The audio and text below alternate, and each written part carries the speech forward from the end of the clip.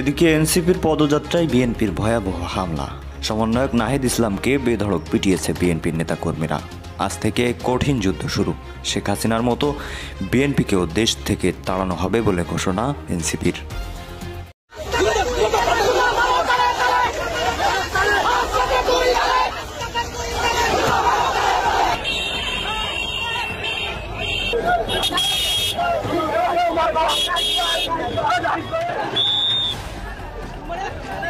এনসিপির যে আহ্বায়ক নাহিদ ইসলাম গতকাল পটুয়াখালীতে তার দলীয় কর্মী সমর্থক তাকে ধাওয়া দিয়েছে। এক প্রকার ভয়ে শঙ্কিত হয়ে ভেগে গিয়েছেন।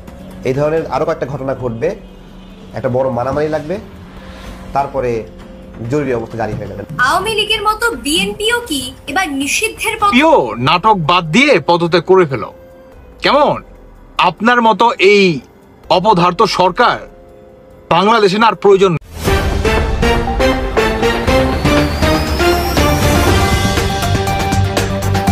অবশেষে আওয়ামী লীগের সঙ্গে হাত মিলালো বিএনপি। এইদিকে ডক্টর ইউনূস এবং সমন্বয়করা ধ্বংস নিশ্চিত। বিস্তারিত জানতে ভিডিওগুলো দেখতে থাকুন।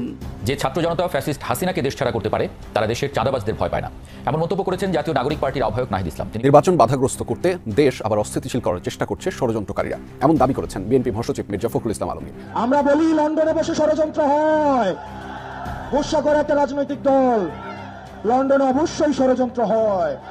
বাধা দিলে বাঁধবে লড়াই, এবং এই লড়াই আমাদের জিততে হবে।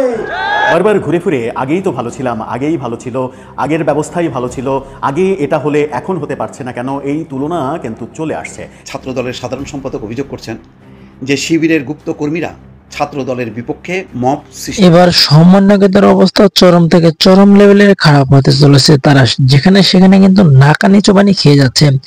ডক্টর মোহাম্মদ ইউনূস সহ বাংলাদেশের কেউ কিন্তু তাদের দেখতে পারছে না। আওয়ামী লীগ, বিএনপি, জামাত কেউ সমন্বয়কদের দেখতে পারছে না। তারা গণদোলায় খেয়ে যাচ্ছে, এমনটা জানিয়েছে গণমাধ্যমে।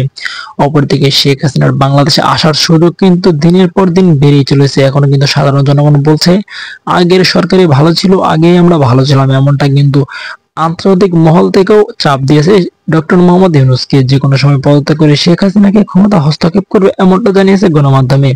যদি ডক্টর মোহাম্মদ ইউনূস পদত্যাগ করে এবং শেখ হাসিনাকে ক্ষমতা হস্তক্ষেপ করে, তাহলে বাংলাদেশের মানুষ কতটা স্বস্তির বোধ করবে, তাহলে বাংলাদেশের মানুষের জন্য কতটা স্বস্তির লাভ হবে বলে আপনি মনে করছেন, অবশ্যই কমেন্ট করে বলে যাবেন। প্রিয় দর্শক বন্ধুরা, শেষে যদি শেখ হাসিনা বাংলাদেশে আসে, তাহলে আপনারা এই বিষয়টি কেমনভাবে দেখবেন, কতটা গুরুত্বভাবে নিচ্ছেন এই বিষয়গুলো, সেই বিষয়টিও কমেন্ট করতে ভুলবেন না। প্রিয় দর্শক বন্ধুরা, সেই সাথে আরেকটি কথা বলে রাখি, যারা এরকম ভিডিও দেখতে পছন্দ করেন চ্যানেল সাবস্ক্রাইব করে রাখবেন। আজকের মতো এই পর্যন্তই, দেখা হচ্ছে পরবর্তী কোনো ভিডিও নিয়ে। ভালো থাকুন, সুস্থ থাকুন।